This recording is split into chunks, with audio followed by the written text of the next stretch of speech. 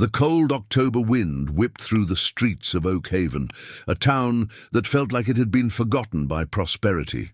For Jack Riley, that same wind felt personal, a biting reminder of the hollowness in his pockets and the gnawing emptiness in his stomach. At 34, he wore his worries like a second skin. His hands, usually calloused and capable from years of carpentry, were now tucked deep into the pockets of his worn-out jacket, seeking a warmth that wasn't there. Each gust of wind seemed to whisper the same words the bank had used in their last unforgiving letter: foreclosure. The word echoed in the chambers of his heart. It wasn't just a house, it was the house. The two-bedroom bungalow on Elm Street was the only home he had ever known. It was the backdrop to every cherished memory, the pencil marks on the doorframe charting his growth from a boy to a man, the scent of his mother's apple pie that still lingered in the kitchen on quiet evenings, and the deep scratches on the garage floor where his father had taught him to measure twice and cut once. Now those memories were under siege, threatened by a stack of red-inked papers that represented a debt he couldn't pay. He had lost his job 2 months ago. The construction company he'd worked for since he was 19 had downsized, and his name was on a list of good men who were suddenly deemed expendable. He'd searched for work relentlessly, his boots wearing thin from walking from one job site to another, only to be met with sympathetic shrugs and the same refrain: "Sorry, son, things are tight." His savings had evaporated like mist in the morning sun, spent on bills, groceries, and the futile hope that something would turn up before the final notice arrived. Tonight, his desperation had led him to the city park, a place he usually avoided. He sat on a cold, wrought-iron bench, the metal seeping into his bones. In his hands, wrapped in a thin napkin, was his dinner, a single meager sandwich, 2 slices of stale bread, a smear of mustard, and 1 thin slice of bologna. It was all he could afford, bought with the last few dollars he'd scrounged from the bottom of a dusty jar in the garage. He had intended to eat it at home, under the flickering light of his kitchen bulb, but the silence of the house had become suffocating, each creak of the floorboards a countdown to his eviction. He unwrapped the sandwich, the smell of mustard sharp in the cold air. It was a pathetic meal, a symbol of how far he had fallen. He was about to take the first bite, a bite he had been fantasizing about for hours, when a quiet shuffle of feet on the gravel path drew his attention. An old man, frail and stooped, was approaching his bench. The man's coat was a patchwork of repairs, his face a roadmap of hard years, etched with deep lines around kind, weary eyes. He moved with a slow, deliberate pace, as if each step required a negotiation with his tired body.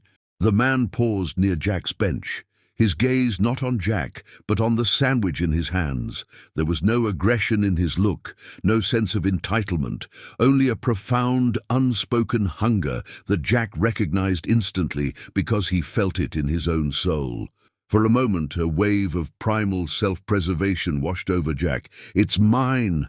It's all I have." The thought was sharp and selfish, born of fear. He was hungry, and this small meal was the only comfort he had in a world that had turned its back on him. But then he looked into the old man's eyes again. He saw the same quiet desperation he saw in his own reflection each morning. He saw a fellow human being at the end of his rope. In that shared glance, the ghost of his father's voice surfaced from a distant memory. "Jack, you don't measure a man by what he has, but by what he's willing to give when he has nothing." The internal struggle lasted only a heartbeat. With a sigh that released more than just air, Jack broke the sandwich in half. The sound of the tearing bread seemed impossibly loud in the quiet park. "Here," Jack said, his voice raspy. He held out the larger half. "It's not much, but it's something." The old man's eyes widened slightly, a flicker of disbelief followed by a wave of gentle gratitude. He approached slowly and took the offered half, his cold, papery fingers brushing against Jack's. "Thank you," the man whispered, his voice as thin as a dry leaf. "My name is Elias." "Jack," he replied, managing a weak smile. They sat in silence for a few moments, Two strangers sharing a meal on a park bench as the city lights began to blink on around them. The sandwich tasted better than Jack had imagined, perhaps because it was seasoned with an act of kindness. Elias ate slowly, savoring each bite with a reverence that made Jack feel ashamed of his earlier selfishness. "Tough times," Elias said softly, his gaze fixed on the darkening horizon. It wasn't a question, it was a statement of shared reality. "You could say that," Jack admitted, the weight of his problems pressing down on him again. "Lost my job, about to lose my home." The words tumbled out before he could stop them, a confession to a stranger, because it was easier than admitting it to himself. Elias nodded slowly, his expression full of an ancient understanding. "A home is more than wood and nails. It's a box of memories. Losing it feels like losing a part of yourself." "That's exactly it," Jack said, a lump forming in his throat. "It was my parents' house. I grew up there. I feel like I'm failing them." "Your parents wouldn't see it as failure," Elias said, his voice gentle but firm. "They would see a good man who hit a patch of bad road, a man who, even at his lowest, was willing to share his last meal." He took his final bite and carefully wiped his mouth with the back of his hand. "An act like that, it means something. It sends a ripple into the world." They talked for a little while longer as the night grew colder. Elias spoke of his own life, of travels and losses, of joys and regrets, all with a calm acceptance that Jack found strangely comforting. He didn't offer solutions or empty platitudes. He just listened, and in his listening, Jack felt a sliver of his heavy burden begin to lift. Finally, Elias pushed himself to his feet, groaning softly. "I must be going. Thank you again, Jack, for the meal and for the conversation." "It was nothing," Jack said honestly. "It was everything," Elias corrected him. He reached into the deep pocket of his tattered coat and pulled something out. It was a crumpled piece of paper. "I don't have much to offer in return, but I bought this earlier today with some change a lady gave me, for a bit of foolish hope, I suppose. I want you to have it." He pressed the paper into Jack's hand. It was a lottery ticket. Jack looked at it, then back at Elias, about to refuse. It felt wrong to take anything from this man. "Don't say no," Elias said, his eyes twinkling for the first time. "Like I said, ripples. You never know where they'll go. Good night, Jack." And with that, Elias turned and shuffled away, disappearing into the twilight shadows of the park, leaving Jack alone on the bench. Jack stared down at the lottery ticket in his palm. The numbers were a meaningless jumble. It felt like a foolish, empty gesture. Hope was a luxury he couldn't afford anymore. Still, for some reason, he couldn't bring himself to throw it away. He carefully folded the crumpled ticket and tucked it into his wallet, next to the final foreclosure notice. He then stood up and began the long walk home, the wind no longer feeling quite so personal, the emptiness inside him now filled with the faint, unfamiliar warmth of a stranger's kindness. The walk back to Elm Street was a journey through a fog of conflicting emotions. The brief warmth from his encounter with Elias was a flickering candle against the gale-force wind of his reality. When Jack stepped inside his house, the familiar scent of old wood and his mother's lingering potpourri did little to comfort him. Instead, it amplified his sense of impending loss. He placed his keys in the small ceramic bowl by the door, a habit from a lifetime of arrivals, and took the crumpled lottery ticket from his wallet. He smoothed it out on the kitchen counter, its bright, cheap colors a stark contrast to the faded, peeling paint of the room.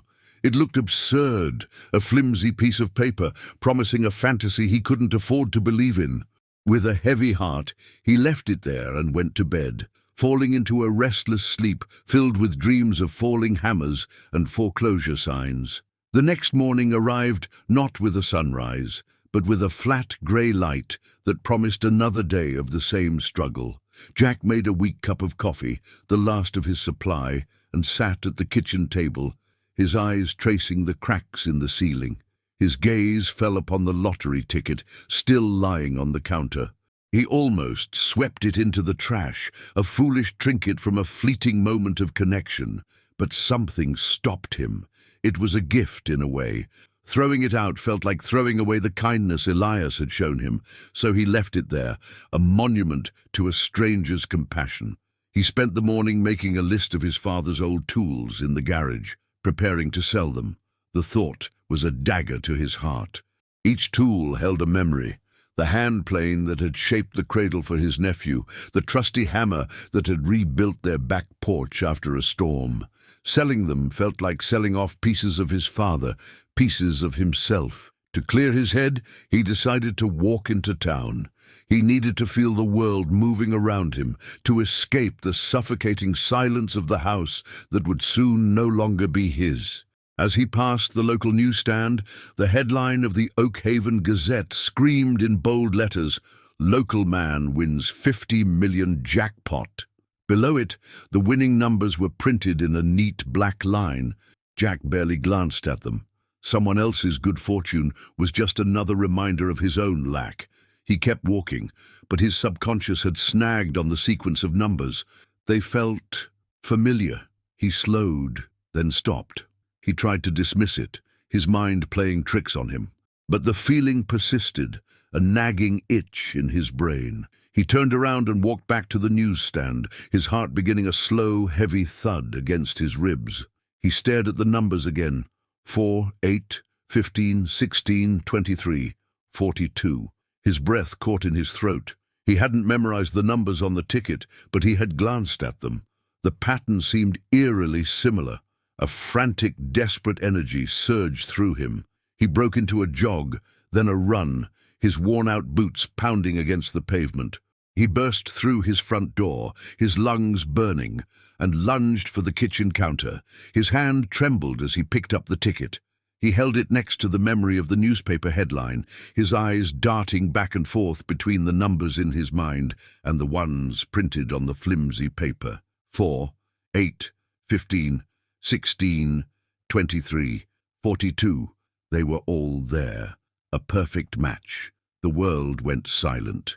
The ticking of the grandfather clock in the hall, the hum of the old refrigerator, the distant sound of traffic, it all faded away into a deafening roar in his ears. He sank into a kitchen chair, his legs suddenly unable to support him.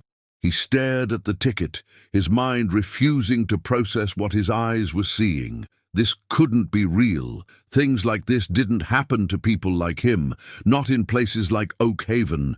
It was a mistake, a cruel joke. He checked the numbers again and again. A fifth time, a 10th. He even pulled up the official lottery website on his old, slow computer, the page taking an eternity to load. There they were, the same 6 numbers confirmed in digital black and white. It was real. The ticket in his shaking hand, the one given to him by a man he'd shared a sandwich with, was worth $50 million. A sound escaped his lips, a strange choked sob that was half laugh, half wail. Tears streamed down his face, hot and fast, but they weren't tears of sorrow. They were tears of shock, of disbelief, of a pressure valve releasing 2 months of unbearable weight. The foreclosure notice, the empty cupboards, the shame of his failure. In an instant, all of it was gone. His first coherent thought was not of a new car or a lavish vacation. It was a single, beautiful image, walking into the bank and handing them a check that would free his family home forever. His second thought was of Elias. The old man's words echoed in his mind.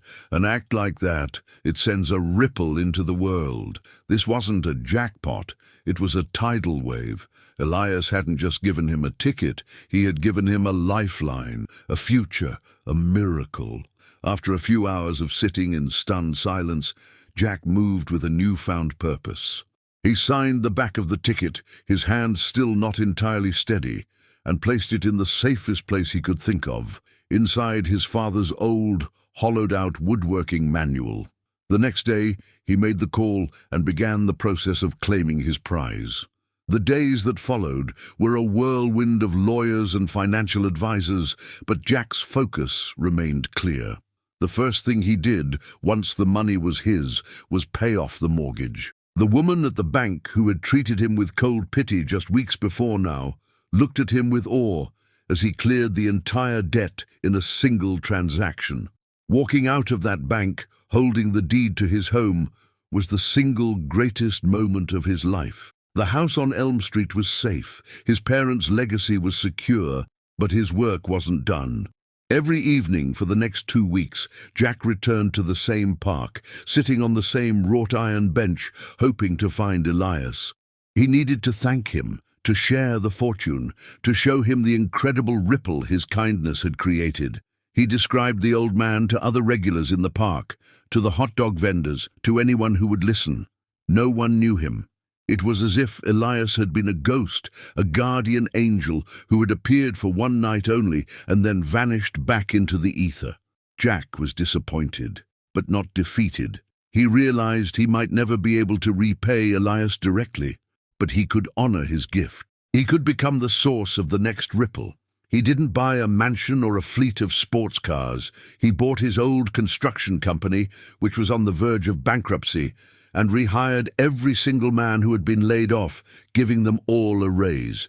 He used his father's garage not to store a fancy new truck, but to expand it into a community workshop, offering free classes in carpentry and craftsmanship to unemployed young people in Oak Haven. A few months later, on a crisp spring afternoon, Jack found himself back at the park. He wasn't there searching for Elias anymore. He was there with a team of volunteers, serving hot meals from a food truck he had purchased and funded. He saw the same weary, hungry faces he recognized from his own dark days. He saw himself in them. As he handed a warm plate of stew to a young woman with tired eyes, she looked up at him, a flicker of disbelief and gratitude on her face. "Thank you," she whispered. Jack smiled, a genuine, easy smile that now came naturally. "It's my pleasure," he said, and in that moment he felt a wealth far greater than any lottery could provide. The ripple was continuing, and he was finally home.